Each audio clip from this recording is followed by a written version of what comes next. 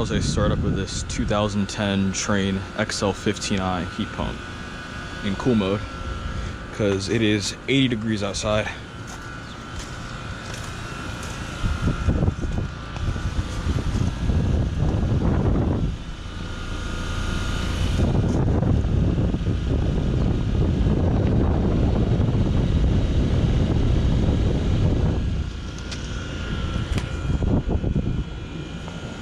It's got the climate-tough reciprocating compressor, as a lot of older Tranes had.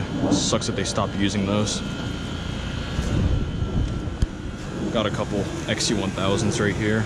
That one is running. Both 1999 2-tons. I filmed these before.